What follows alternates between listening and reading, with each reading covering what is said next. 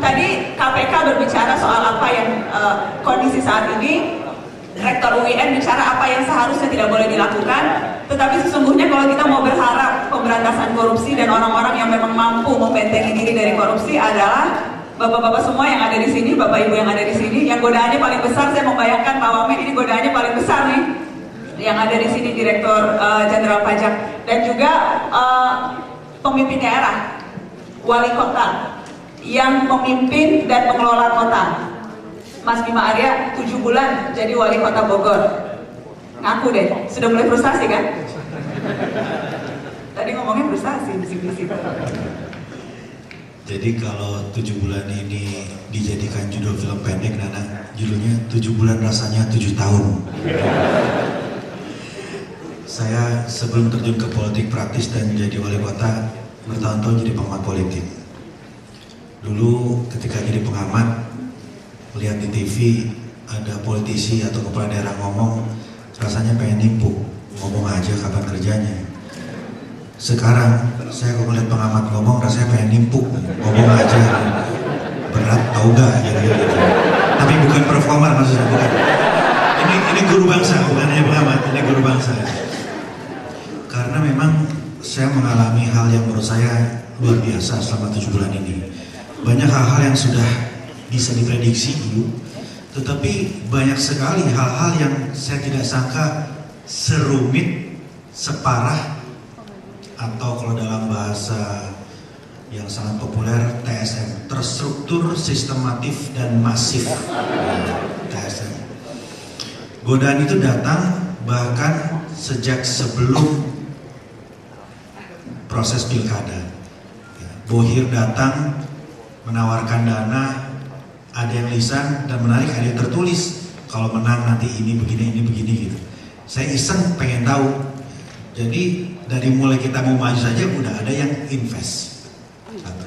Kedua, begitu selesai dilantik, begitu selesai ditetapkan sebagai pemenang, semakin banyak lagi datang. Jadi menunggu pelantikan itu saya agak lama 7 bulan. Nah, selama 7 bulan itu saya menjadi semakin paham kenapa kepala daerah itu bisa kayaknya kaya banget gitu kan. Sekarang pun saya tambah paham gitu, kenapa kepala daerah itu kayaknya bisa nggak masuk akal. Karena begitu mudah kita tergoda. Mari kita hitung bersama. Izin hotel, izin prinsip bisa kita jual 10 miliar. Sebelumnya kalau ada media, saya mohon seluruh pembicaraan saya off the record. Nah, ya ada teman-teman media ya. Jadi kalau mau ngutip nanti ngobrol setelah ini, boleh. Saksikan lengkapnya di Mata Najwa nanti.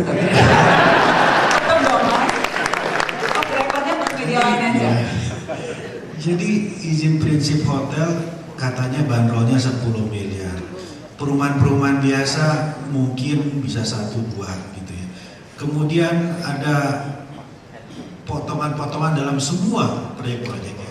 Di APBD itu kalau menentukan proyek itu ada sistem ijon, ya, ada potong untuk kepala dinas dan sebagainya. Saya itu luar biasa ya. Jadi ada orang yang datang ke saya 3 bulan setelah dilantik, Mas udah berapa M sampai ngumpulin gitu kan. Kenapa? Loh kepala daerah itu 3 bulan itu udah kaya raya loh. Jadi godaan itu luar biasa. Jadi sangat mudah. Karena kalau bicara bagaimana kita menyiasati itu gampang, gak usah terima langsung. Ya, cari aja sahabat SD kita yang udah lama gak ketemu, balik Mas Zohanek, bisa nitip dia atau gimana, gak SD gimana gitu. Cara selalu ada gitu. Jadi menurut saya memang godaan itu luar biasa. Tetapi bagi saya itu insya Allah tidak sedikit pun menggoda kecuali satu saat. Ya, satu saat menjelang Lebaran. Menjelang Lebaran ini saya kaget ketika orang-orang berdatangan. Ya. Orang-orang ini siapa? Pegawai? Ada pegawai, ada macam-macam lah. Intinya THR. Pak Wali THR untuk ini, THR untuk ini, THR untuk ini. Memang biasanya begini Pak. Selalu dikasih, selalu Pak setiap tahun. Saya iseng hitung-hitung, begitu dihitung kok 800 juta. 800 juta wali kota harus nyari dalam waktu berapa hari? Ya saya nggak usah sebut lah, tetapi semuanya ada di situ. Ya Dewan, ya Muspida. Oh mereka minta THR-nya? Ya seperti itu. 800 juta itu untuk Dewan aja atau untuk apa nih? Enggak, itu semua. Untuk semua total 800 juta? Ya, segala macam. Pertanyaan saya adalah uangnya dari mana? Nah, Bapak Ibu sekalian, inilah siklus korupsi tadi kalau menurut saya. Pertama dari kebutuhan yang diciptakan. Habis dari kebutuhan, kemudian menjadi keterusan. Habis keterusan keenakan, habis keenakan ketamakan. Jadi nggak bisa bedain lagi. Awal ya ini butuh dana taktis. Bagus Mas, ulangi dong. Pertama apa? Kebutuhan. Kebutuhan, keterusan. Kebutuhan, keterusan. Ketamakan, keenakan. Gitu. Jadi keenakan dulu. Oh, keenakan dulu, terus tamak, terus tamak gitu. Cocok nih buat catatan nanti. Kebutuhan, keterusan, keenakan. Jadi seolah ini harus keluar Pak, ya, supaya ini diam Pak, ini diam gitu. Jadi Bapak Ibu sekalian, hampir setiap hari balai kota di demo. Siapa yang berdemo itu? Yang berdemo itu adalah yang dapurnya terganggu karena saya potong siklus itu semua. Sekarang lagi di demo siapa nih? Satu aja sebutin. Kemarin. Yang angkot itu ya? Iya, ada BBM, buruh, angkot, mahasiswa. Tapi kebanyakan memang mahasiswa dan ormas. Kenapa? Karena selama ini sisi transaksionalnya berjalan dan dipelihara. Gitu. Jadi ada ormas melihat ada sesuatu di kepala dinas, ya, dia ambil, dia jual ke media. Gitu. Media kemudian ditutup. Jadi ketika yang menutup itu nggak ada, ya keseimbangan terganggu. Sehingga mereka teriak semua. Setiap hari saya disikat oleh media, kemudian Muspida juga ngerjain dan sebagainya. Jadi tidak ada jaminan kita melakukan yang benar, kemudian segala sesuatu menjadi baik dan benar, tidak. Oke, Mas Bima, sorry saya potong. Contoh ketika tadi tuh THR minta 800 juta, apa kemudian yang Anda lakukan? Kalau yang dulu mungkin mencarinya dari yang lain, Anda kemarin akhirnya bagi-bagi THR nggak? Nggak ada, akhirnya saya kirim aja sejadah seadanya lah. Sejadah? Iya. Dan itu uangnya dari? Ya uang sendiri, kumpulin sama istri, sama siapa, sama saudara-saudara yang mau patungan. Sama, ketika saya mau pilkada juga banyaknya patungan aja. Gaji Anda berapa sih Mas? Kenapa? Gaji Anda? lebih banyak dari teman-teman di pajak. Bisa banyak nih curcolnya kalau soalnya. Nah, untuk perbandingan aja, kan kita kan mau ngomongnya real, jadi gajinya berapa? Gaji wali kota itu setiap bulan 6,1 juta. Masuk. Ya, take home pay itu 6,1 juta. Kemudian setiap 3 bulan sekali kita terima apa yang disebut upah pungut kali namanya itu ya, pajak gitu ya, PAD gitu. Itu sekitar 80 jutaan. Oh, gede. 3 bulan sekali. 80 juta 3 bulan. Tapi kalau ditagihnya 800 juta betul juga sih. 80 juta 3 bulan. 80 juta 3 bulan. 80 juta itu 3 bulan sekali. Ya, artinya kalau dibagi 3 berapa itu? 25 ya?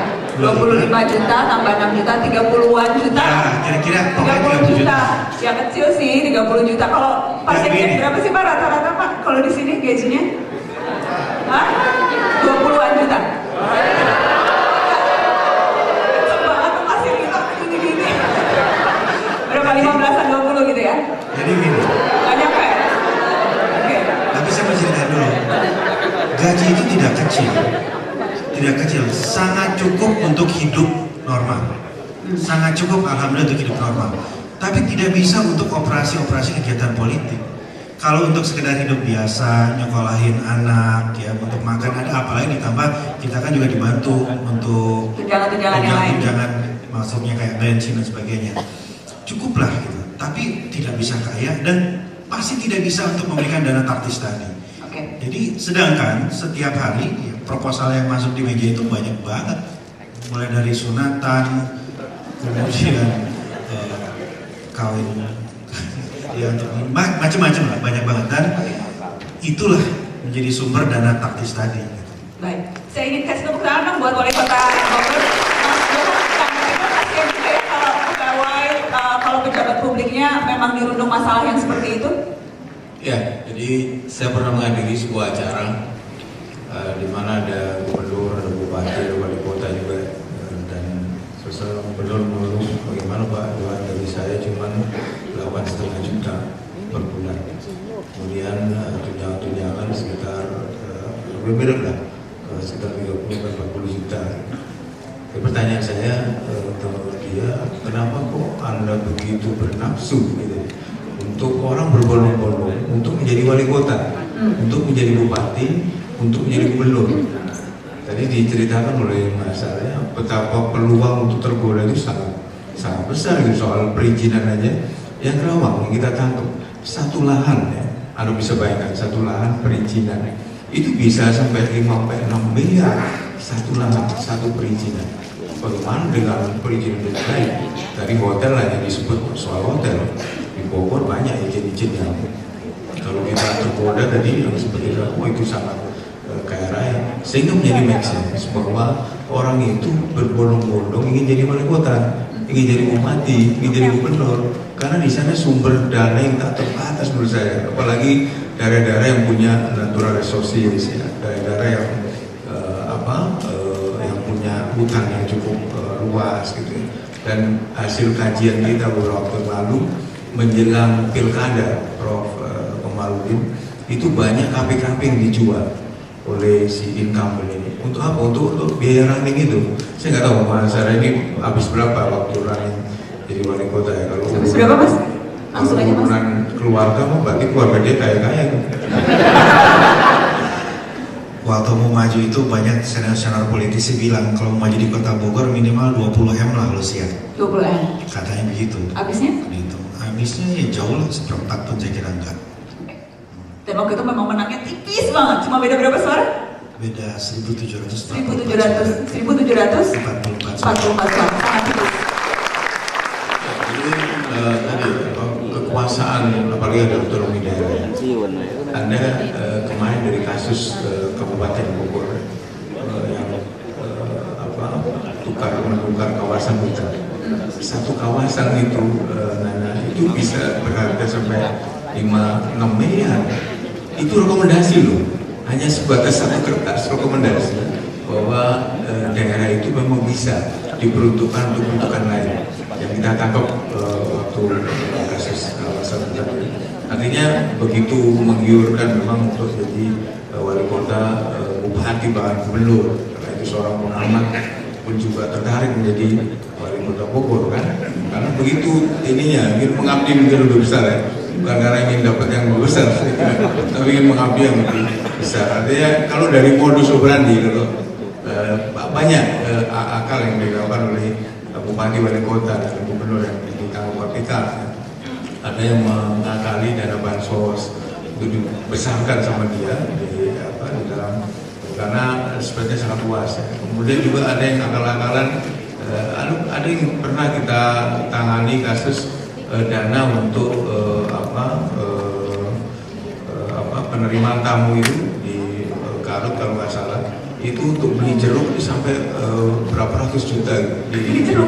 Beli jeruk aja satu buah diposkan di situ. Anda bisa bayangkan diposkan itu ternyata untuk kepentingan pribadi dia, untuk bikin beli rumah lagi, untuk bahkan untuk menikah lagi. Ini di Bangkalan bahkan selama bertahun-tahun diduga itu sudah setoran itu dilakukan. Bangkalan ini kita sedang telisik lebih jauh ya, sejauh mana praktik itu yang terjadi di sana. Intinya tadi yang disampaikan Mas Arya bahwa godaan itu sangat besar untuk jadi kepala daerah, apakah di tingkat 1 ataupun di tingkat 2, sama-sama besar godaan.